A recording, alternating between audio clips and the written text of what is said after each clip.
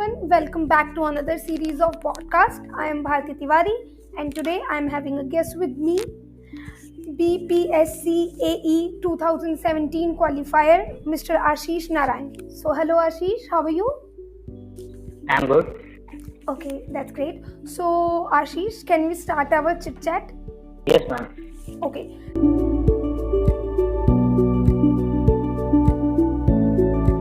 Ma'am, this was the result which we were waiting for a long time. After giving 2019, the pre and 2020 there were mains, and then interview 1 year after.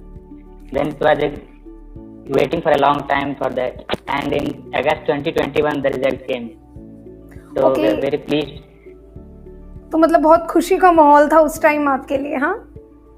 Yes ma'am, ये starting से दिमाग में था कि पहले gadget post कोई ना कोई अचीव करना है। ओके, तो लगा रहा है इसके लिए।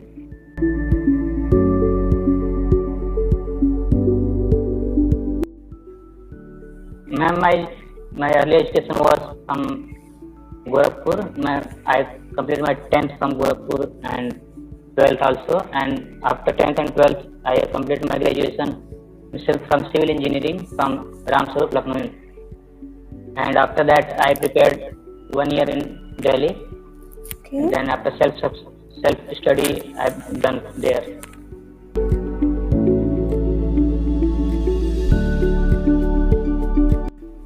ओके, तो जो बीपीएससी का प्रिपरेशन था वो आपने अपनी बीटेक स्टडी के दौरान ही स्टार्ट कर दिया था या बीटेक के बाद आपने ब्रेक लिया और फिर उसको शुरू किया? मैम, ये भी एक तरह से टेक्निकल एग्जाम ही था, असिस्टेंट इंजीनियर पोस्ट। तो हमने इसकी तैयारी ऑलमोस्ट लगभग सिलेबस सेम ही होता है। हमने यूएससी की जो इंजीनियरिंग सर्विसेज के एग्जाम्स होते हैं यूपीएससी के थ्रू जो होता है जी, तो वो सिलेबस कॉमन लगभग होता है कि आप किसी स्टेट का दीजिए या फिर यूपीएससी का दीजिए, तो वो एक ब्रॉड सिलेबस होता है यूपीएससी का, उसी के थ्रू सारे एग्जाम्स क्लियर हो जाते थे। तो हमने स्टार्ट तो वैसे ही किया था, फिर जैसे जैसे जो भी एग्जाम आते गए उन्होंने ट्राई किया उसको। तो उस समय ये एग्जाम सामने था तो हमने कहा कि फोकस करना चाहिए, क्योंकि अपने टेक्निकल बैकग्राउंड से था। तो मैंने 17 में जिसमें पास आउट हुआ था बीटेक से, तो उसी समय की वैकेंसी थी, तो मैंने फाइनल ईयर से हमने प्रिपरेशन स्टार्ट कर दी थी टेक्निकल के लिए, तो वो काफ़ी हेल्प किया इसमें। Okay, tell us about the strategy जो आपने प्रिपरेशन के दौरान बनाई और उससे आपको क्या बेनिफिट रहा, और वो स्ट्रेटजी आपके अकॉर्डिंग ठीक थी या नहीं, उसके बारे में आप कुछ बताएं हमें प्लीज। मैम, स्ट्रेटजी जैसे था कि पहले तो जिस एग्जाम को देने जा रहे हैं पहले तो इसको समझना है कि इसके प्रीवियस क्वेश्चन देखने हैं कि क्या पैटर्न फॉलो हो रहा है, क्या आपकी प्रिपरेशन है, उसके हिसाब से क्या आप और उसमें ऐड करना है, वो सारी चीज़ें पहले देखनी पड़ती हैं। तो पहले मैंने यही देखा कि उसके प्रीवियस से पेपर्स कैसे हैं, उसके हिसाब से मैंने फिर देखा कि मेरी तैयारी कितनी और करनी है और क्या एक्स्ट्रा मुझे पढ़ना पड़ेगा जिससे ये इसकी प्रिपरेशन कंप्लीट हो जाए। तो उस हिसाब से मैंने इसकी तैयारी की।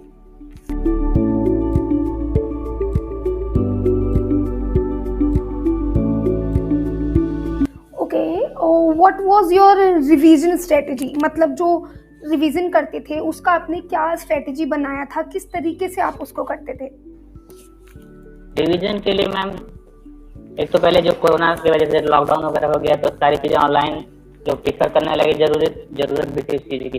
तो उस टाइम मैंने यही किया था कि जिससे ऑनलाइन टेस्ट सीरीज वगैरह होते थे उस सब्जेक्ट से रिलेटेड या फिर उस एग्जाम से रिलेटेड जितने भी मुझे वो मिलते थे, कोई भी वो सोर्स मिल गया ऑनलाइन पे, तो मैं इस पे पहले प्रीवियस ईयर पे कोशिश करता था कि पहले देखता हूँ मैं कहाँ तक पहुँच पा रहा हूँ एग्जाम में। फिर मैं देखता था कि कौन सा सब्जेक्ट है इसमें मेरे स्ट्रेंथ और वीकनेसेस किसमें है, इसके हिसाब से उस सब्जेक्ट में पढ़ता था। फिर इससे दोबारा उस टेस्ट को मैं देता था कि इम्प्रूवमेंट हुआ या नहीं हुआ। ऐसे मैं स्टार्ट किया।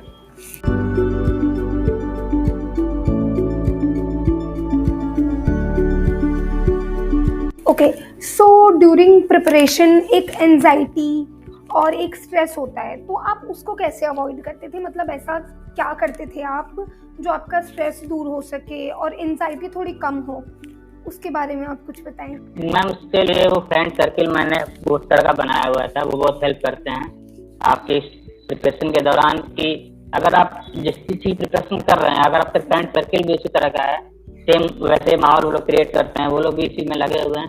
तो वो एक पॉजिटिव माइंडसेट बनता है कि यार वो बंदा मेहनत कर रहा है, मैं भी उसके साथ पढ़ा हूँ, मुझे भी करना चाहिए।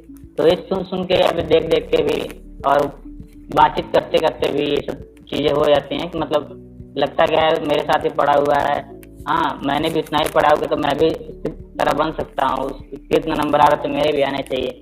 तो ये अगर अपने सर्कल में ऐसा बनाना चाहिए कि आपको उनको देखने के बाद कुछ पॉजिटिव अप्रोच है अंदर। नहीं तो आप फ्रेंड सर्कल बड़ा कर लेंगे तो उसमें कई तरह के लोग रहते हैं, तो फिर आप जो आपका टारगेट है वो फिक्स नहीं हो पाएगा, फिर आप डिमोटिवेट हो जाएंगे, फिर इधर उधर बिखर जाएंगे।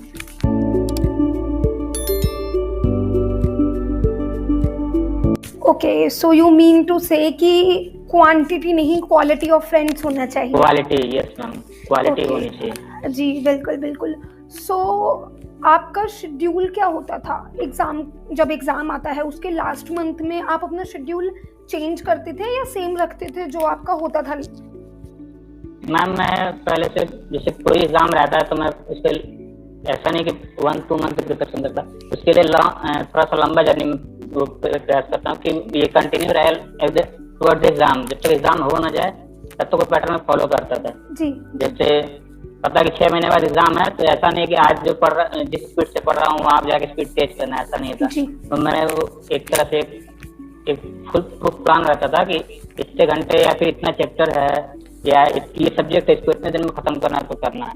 इसके लिए या फिर सुबह टाइम निकलना होता है या फिर शाम को टाइम निकालना होता था। ऐसे निकालते निकालते वो लास्ट तक बस लास्ट में बस रिवीजन रह जाए, ऐसा मैंने प्रिपरेशन के लिए वो प्लान किया हुआ था। Okay, and how to control social media usages, because आजकल सोशल मीडिया से डिस्टेंस बनाना थोड़ा सा डिफिकल्ट है, तो उस पर आप कैसे वर्क करते थे? वही था कि सोशल मीडिया से तो मैं जुड़ा रहता था, लेकिन वही था कि सर्किल मैंने थोड़ा शॉर्ट किया हुआ था, तो ऐसे न्यूसेंस मैसेज कम ही आते थे और बाकी जगह मैंने म्यूट ही किया हुआ था। जो इम्पोर्टेंट दोस्त थे जिनसे हेल्प मिलती थी पढ़ाई में या फिर जिनसे मोटिवेशन मिलता था उनको, वो लोग उनसे मैं रेगुलरली टच में रहता था। बाकी जैसे अदर सोर्स से जैसे टेलीग्राम वगैरह, उससे काफ़ी हेल्प मिलती थी, कोई PDF वगैरह डाउनलोड कर लिया, उससे कोई नोट्स वगैरह ले लिया, करंट अफेयर्स वगैरह के। तो ये सब प्लेटफॉर्म्स में मैंने ज़्यादा यूज़ किया। बाकी जो अदर टाइम्स बस थोड़ा सा टाइम बच गया, थोड़ा सा दिमाग थोड़ा सा स्ट्रेसफुल हो गया तो फिर यूज़ कर लिया, लेकिन बहुत थोड़ा सा टफ होता है ये करना, लेकिन इसको फॉलो करते करते ही हो जाता है। ओके, जब आपका टारगेट फिक्स रहेगा तो हो जाएगा। How did you know come to about CUETs? Ma'am क्योंकि ऑनलाइन प्लेटफॉर्म लोग यूज़ कर रहे थे कोरोना के टाइम पे, तो जितने भी नए नए प्लेटफॉर्म्स आते थे हम लोग इस सीरीज के लिए हम लोग प्रीफर करते थे। कोई भी नया, क्योंकि नए में थोड़ा सा वो रहता है कि थोड़ा सा लोग मेहनत करते हैं अपने कंटेंट पे, तो हम लोग कोशिश करते थे जितने नए नए प्लेटफॉर्म्स मिले उस पर हम लोग अपना क्वेश्चन ट्राई करें, तो ऐसे मैंने इसके थ्रू जाना था मैंने। ओके, सो आप अपने डाउट्स कैसे क्लियर करते थे? एनी स्पेसिफिक सोर्स और बाय हिमसेल्फ? पहले तो जैसे कोई भी डाउट्स आता था तो पहले मैं अपने नोट से कंसल्ट करता था, जो मैंने सेल्फ बनाया हुआ था उससे नोट से कंसल्ट करके उसमें भी दिक्कत आती थी तो फिर जितने मेरे फ्रेंड सर्कल थे उसमें मैं क्वेश्चंस को वो डिस्ट्रीब्यूट कर देता था कि अगर वहाँ से कुछ जानकारी मेरे समझ में अगर नहीं आ रही है तो वो बता देता था, उससे वो नहीं आ रही तो वो कहीं और से अपने फ्रेंड से कंसल्ट करके बताता था। तो ऐसे कुछ ज़्यादा डाउट क्लियर होते थे, क्योंकि हम लोग साथ पढ़े हुए थे तो ज़्यादा चीज़ें मैच करते थे कि यार ये कंटेंट हमारे पास भी है, तुम्हारे पास भी है, क्या मेरे से भूल रही है वो तुम बता दो मेरे को। तो ऐसे करके मैं करता था वो, या फिर कहीं जो भी सोर्स मिल गया उस सोर्स से, बुक्स से वगैरह से सोर्स से इसको कवर कर लिया।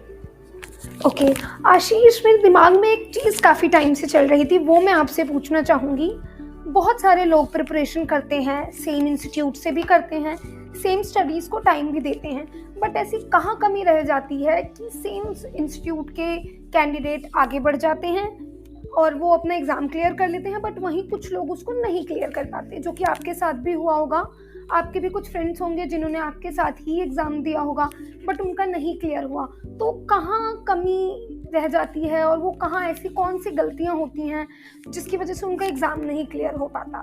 तो एस्पिरेंट्स के मन में ये डाउट होता है, ये क्वेश्चन होता है, तो इसके बारे में आप थोड़ा सा हमें बता दीजिए प्लीज़। जैसे कि स्टार्ट तो मैम जो लोग करते हैं सभी लोग अच्छे से स्टार्ट करते हैं, शुरू में सबके एनर्जी हाई रहती है, लेकिन वही है कि थोड़ा समय बीतने के बाद जो है थोड़ा सा डिमोटिवेट, क्योंकि पढ़ाई ऐसी चीज है कि सबको इंटरेस्ट नहीं आता है यूजुअली, तो कुछ समय बाद जो है एनर्जी डाउन होने लगती है। तो वही जहाँ एनर्जी डाउन होती है वहीं पर हमें थोड़ा सा वो थोड़ा स्ट्रेंथन होकर के थोड़ा सा पुशअप करना चाहिए अपने आप को।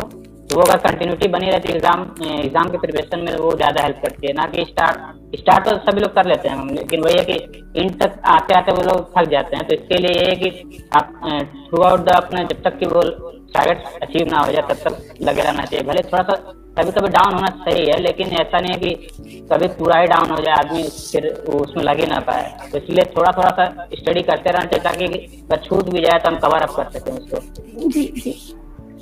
सो अकॉर्डिंग टू यू बिगनर्स को अपना सिलेबस कहाँ से स्टार्ट करना चाहिए, उसके बारे में आप बताएं। पहले तो हम जो भी एग्जाम्स आपके हैं, पहले तो सबसे पहले सब सिलेबस जो भी एग्जाम का है उसके प्रीवियस ईयर से कंपेयर करना चाहिए कि जो सिलेबस उसमें है और प्रीवियस ईयर में जो क्वेश्चंस आ रहे हैं वो किस तरह के हैं, क्या चेंजेस आ रहे हैं थ्रू आउट द ईयर। उसको मैम पहले सिलेबस अपना पूरा पढ़ लेना चाहिए, या फिर पार्ट में अगर पढ़ रहे हैं तो जितना सिलेबस पढ़ें उतने का टेस्ट दे के देखें। आजकल बहुत सारे टेस्ट सीरीज अवेलेबल है हर जगह, तो उससे टेस्ट दे के देखें क्या इम्प्रूवमेंट हो रही है। फिर पार्ट में देते जाएं, जब पार्ट कंप्लीट हो जाए तो फिर एक बार फुल लेंथ टेस्ट दें। इससे आपको पर स्ट्रेस भी नहीं रहेगा, आप पूरी तैयारी हो जाती है। Okay, would you like to share your opinion about Koontz?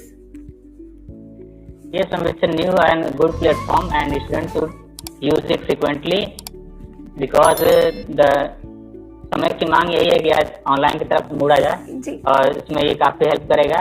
और क्योंकि इसमें कंटेंट भी काफी अच्छे हैं और मैंने पर्सनली देखा हुआ है इसको ग्रोथ होते हुए। तो मैं यही चाहूँगा कि लोग इसको फॉलो करें और काफी उनको हेल्प मिलेगा हर एग्जाम के। थैंक यू सो मच आशीष। कौन से बुक और रिसोर्स आप फॉलो करते थे अपनी प्रिपरेशन के अकॉर्डिंग, और कोई ऐसी स्पेसिफिक बुक या सोर्स जो आप एस्पिरेंट्स को बताना चाहें जो वो यूज़ कर सके अपनी प्रिपरेशन के दौरान? मैम नोट्स वगैरह तो काफ़ी इस समय मार्केट में अवेलेबल रहती हैं, लेकिन सबसे अच्छा होता है कि जो अपने प्रिपरेशन के दौरान आपने नोट्स बनाए वो सबसे बेस्ट होते हैं। तो मैंने भी अपने नोट्स जो फाइनल ईयर में जब मैं था तभी से मैंने नोट्स स्टार्ट किया था बनाना। शॉर्ट नोट्स बनाता था और जो पूरे नोट्स होते हैं वो तो बनाता ही था। उसके बाद जैसे कोई भी मैंने एग्ज़ाम वगैरह दिया, जैसे ऑनलाइन एग्ज़ाम वगैरह दिया, तो उससे मैंने जो गलती निकलती थी उसको मैं शॉर्ट नोट्स के फॉर्म में लिखता था कि ये वाला टॉपिक जो मुझसे बार बार गलत हो रहा है, उसको मैं शॉर्ट नोट्स में लिखता था। तो शॉर्ट नोट्स की वजह से मेरे पास धीरे धीरे सारे सब्जेक्ट के अलग शॉर्ट नोट्स भी हो गए। तो वो शॉर्ट नोट्स जो है हर समय काम आते हैं। जब एग्ज़ाम कहीं देने जाना हो तो 1 वीक पहले मैं उसको देख लेता हूँ, तो काफ़ी कुछ क्लियर हो जाता है। क्योंकि ये चीज़ें होती है जो हमेशा भूलती हैं, कुछ चीज़ें होती है दिमाग में रहती हैं काफ़ी टाइम तक, कुछ चीज़ें होती हैं जल्दी फ्रिक्वेंटली भूल जाती हैं, तो उसके लिए शॉर्ट नोट्स सही रहते हैं। और जो भी अपने हैंड रिटन के नोट्स होते हैं वो सबसे बेस्ट होते हैं। ओके, सो बीपीएससी के दौरान, इसकी प्रिपरेशन के दौरान क्या ऐसे चैलेंजेस आए जो आपने फेस किए, उसके बारे में आप कुछ बताएं ताकि जो एस्पिरेंट्स हैं उनको हेल्प मिल सके और जब उनके आगे वो चैलेंजेस आए तो उसको अच्छे से फेस कर सके। चैलेंजेस हैं कि मैम पहली बात तो इसके टाइम ड्यूरेशन थोड़ा सा एग्जाम का जो है वो फिक्स नहीं होता है कि एग्जाम निकला हुआ तो हो जाएगा। इसके लिए परसिस्टेंस चाहिए होता है कि थोड़ा सा धैर्य रखना पड़ेगा एक्सपीरियंस को। और सिलेबस बहुत वास्ट नहीं होता है, इसको 2-3 ईयर्स पे आप टीवी से देख लेंगे तो काफ़ी बेसिक क्वेश्चन रहते हैं इसमें। बस ये है कि कुछ जीएस वाले क्वेश्चन रहते हैं वो थोड़ा सा इंजीनियरिंग से थोड़ा हट के होते हैं, तो उनके लिए थोड़ा सा टाइम देना पड़ेगा इन लोगों को जो भी नए एक्सपीरियंस हैं। बाकी जो आपके टेक्निकल की चीज़ें हैं वो काफ़ी बेसिक हैं। अगर आपने ठीक ठाक से स्टडी किया हुआ आपने ग्रेजुएशन में 2nd ईयर 3rd ईयर में, तो वो काफ़ी कुछ आप कर ले जाएंगे उसमें। जीएस वाला जो क्वेश्चन होता है वो थोड़ा सा टेक्निकल से नए होते हैं, तो वो उनके लिए थोड़ा सा समझना पड़ेगा। ओके, सो जैसे कि आपने बताया कि शॉर्ट नोट्स बहुत हेल्पफुल हुए आपके लिए, तो कोई स्ट्रेटेजी आप बताना चाहेंगे नोट्स के लिए और शॉर्ट नोट्स के लिए? यस मैम, शॉर्ट नोट्स के लिए मैंने बताया अभी कि जब भी हमने ऑनलाइन टेस्ट वगैरह देते हैं या फिर कोई एग्जाम दे के भी आया, मान लीजिए इंजीनियरिंग से रिलेटेड कोई और एग्जाम मैंने दे के आया, तो उसने देखा था कौन सी चीज़ें हैं जो मैं गलत कर रहा हूँ इसमें, जो मुझे लगता था कि मुझे याद है अब वो नहीं याद है, उसकी गलती हो रही है। उस टॉपिक को या फिर उस कंटेंट को मैंने एक शॉर्ट नोट सब्जेक्ट वाइज बना लिया था। जैसे जो सब्जेक्ट था हमारा उस सब्जेक्ट के जो A4 साइज में 3-4 पन्ने के नोट्स बना लिए, उस पर उसको लिख लिया। फिर दोबारा कोई फुल लेंथ टेस्ट दिया या फिर शॉर्ट ड्यूरेशन टेस्ट दिया उस सब्जेक्ट से रिलेटेड। फिर देखा कि उसमें कोई नई चीज़ें जो मैंने सोच रहा था मैं पढ़ा हुआ जो नई गलत हो रही हैं उसको मैंने लिख लिया। ऐसे करते करते वो मैं शॉर्ट नोट तैयार हो जाते हैं। So message to the aspirants, message यही है कि जो भी एग्जाम आप देना चाहते हैं पहले उसको पूरा एनालाइज करें उस एग्जाम के बारे में, और उससे भटके नहीं कि एक नहीं निकला तो नहीं निकलेगा। उससे रिलेटेड जो भी आपके एग्जाम्स हो, जैसे मान लीजिए बैंकिंग का एग्जाम देने जा रहा है, एक बैंक का दिया तो उससे रिलेटेड जो भी एग्जाम्स हैं आप सब दीजिए। जरूरी नहीं है कि पहले एग्जाम में निकल ही जाए, इसलिए थोड़ा सा परसिस्टेंस रखना पड़ेगा, आपको धैर्य रखना पड़ेगा कि आज के कॉम्पिटिशन के युग में तभी आपको सफलता मिल पाएगी। ओके, सो आप ये कह रहे हैं कि पेशेंस जरूरी है इस पूरी जर्नी में। यस मैम, पेशेंस बहुत जरूरी है। ओके आजकल बहुत जल्दी आदमी हार मान जाता है, ये बहुत थोड़ा सा स्टूडेंट्स के लिए नहीं है, वो सब लगना पड़ेगा मैम हर एग्जाम के लिए। जी, एक दो ट्राई के बाद। अभी यूपीएससी का भी रिजल्ट देखा होगा मैम आपने, जी 4 बार 5 बार लोग हार रहता है लेकिन लगे रहते हैं तो निकलता अच्छे से। तो वही चीज है, सब एग्जाम के लिए लागू होता है। जी बिल्कुल।